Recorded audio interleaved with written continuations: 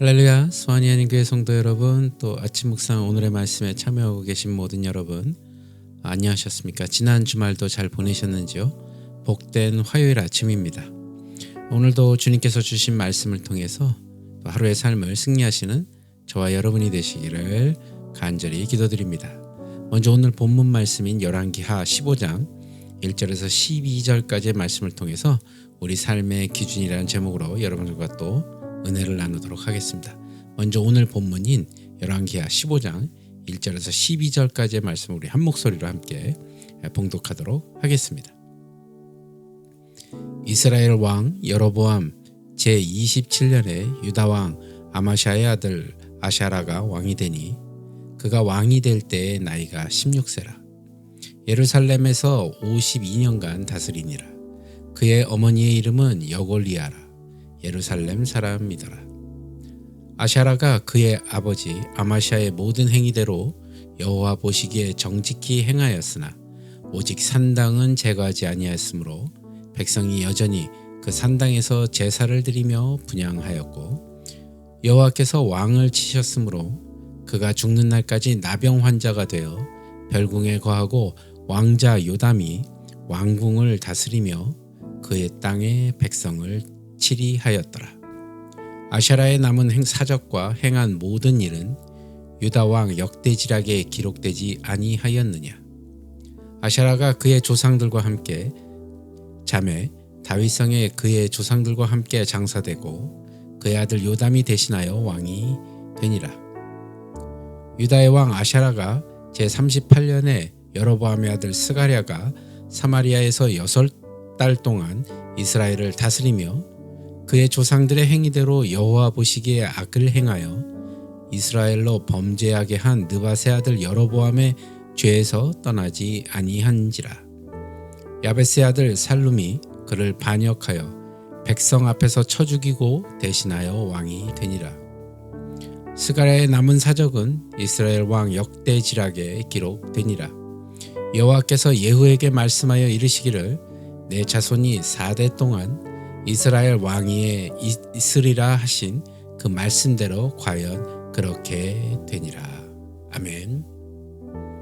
오늘 본문 말씀은요, 아수르가 강대국이 되기 전까지 북이스라엘과 사실 남유다는 나름대로 번영을 누릴 수 있었습니다.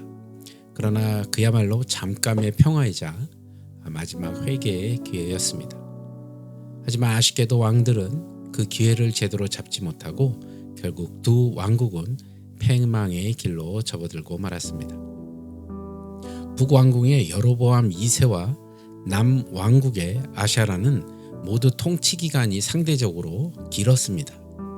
아샤라는 나병 발병 이후에 그의 아들 요담이 섭정을 했기 때문에 사실 52년을 온전히 통치했다고 보기는 어렵지만 어쨌든 나라가 평화롭지 않았다면 이렇게 오랜 기간을 제위하는 것은 불가능했으므로 그 통치는 상당히 순조롭게 진행되었었다고 말할 수 있겠습니다. 그러나 아샤라는 다윗의 길을 제대로 따르지 못했고요. 산당을 없애지 못한 선왕들의 한계를 그대로 답습했습니다.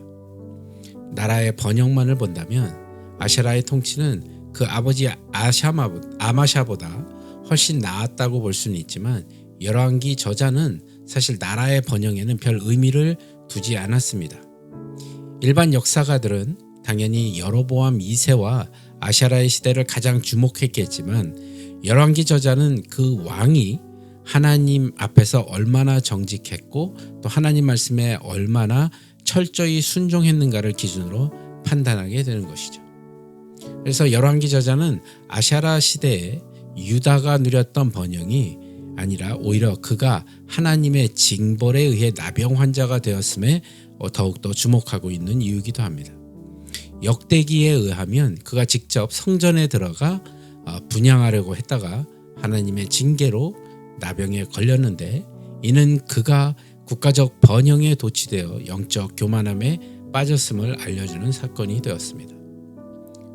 그 아버지 아마샤가 군사적 승리를 통해 자신을 다윗에게 견주려다가 결국 치욕스러운 패배를 당하고 소위 말하는 짝퉁 다윗의 자리에 머물렀던 것처럼 아샤라는 경제적인 풍요에 도취되어 성전에 자기의 권위를 드러내며 자기 자신을 솔로몬에게 견주려다가 결국 나병 환자가 되어 소위 말하는 짝퉁 솔로몬에 머물고 말았던 것입니다. 유다와 이스라엘의 왕은 군사적 승리나 경제적 번영, 또 종교적 위세가 아니라 하나님 앞에서 정직함과 진실함, 그리고 말씀에 대한 순종으로 나라를 다스려야 합니다. 자기 사명이 무엇인지를 깨닫지 못하고 자신을 높이려면 결국 이처럼 추락하게 된다는 것이죠. 성경을 보면 예후, 또 여호아하스, 요아스, 여로보암 2세, 그리고 스가랴까지 이어진 예후 왕조는 북이스라엘 역사에서 가장 긴 왕조였고요. 또 여로보암 2세는 큰 번영을 이루기도 했습니다. 그러나 여로보암의 아들 스가랴는 단 6개월만 왕위에 머물렀고요. 예후 왕조는 그야말로 갑자기 망해버리게 되었습니다. 그러나 호세아와 아모스는 여로보암 2세 시대에 이미 하나님이 이스라엘을 무너뜨리시리라고 경고하는 것을 얘기했고 또 회개할 것을 촉구했습니다. 이스라엘의 멸망은 상당 기간 전부터 이루어지고 있었다는 것이죠. 게다가 하나님이 예후에게 약속하신 기간이 끝났기 때문에 심판이 미루어질 이유도 없었다는 것이죠. 이 왕들은 선지자들의 말을 믿지 않고 회개하지 않았기에 하나님의 심판을 피할 수 없었습니다. 이처럼 심판은 도적처럼 갑자기 임합니다. 평소에 하나님 앞에 바로 서 있지 못하면 언제나 하나님의 심판을 받아도 전혀 이상하지가 않다는 것이죠. 갑자기 일어난 일은 실제로 전혀 갑작스럽지 않은 경우가 많다는 것입니다. 예견할 수 있는 일이지만 신중하게 준비하지 않았거나 애써 외면하고 싶었던 일이었을 뿐일 것입니다. 오늘의 말씀처럼 우리의 삶의 기준이 되어야 한다는 것은 아무런 문제가 없어 보일 때일수록 하나님 말씀에 더욱더 귀를 기울여야 한다는 것이죠. 왜냐하면 우리 삶의 기준은 오직 하나님의 말씀뿐이기 때문에 그렇습니다. 아무쪼록 오늘도 이 말씀을 기억하시면서 우리 삶의 기준이 되시는 그 하나님의 말씀을 되새기며 오늘 하루의 삶 가운데서도 주님의 영광을 드러내는 귀하고 복된 삶을 사는 저와 여러분이 되시길 주님의 이름으로 축원합니다. 기도하시겠습니다. 하나님 아버지, 우리 삶의 기준이 되신 그 주님의 말씀으로 인해 오늘 하루도 또 주님 앞에 영광을 돌리는 귀하고 복된 삶을 살게 주님 도와주시옵소서. 오늘 하루도 온전히 주님께 의탁하오며 나사렛 예수 그리스도를 받들어 간절히 기도드리옵나이다. 아멘.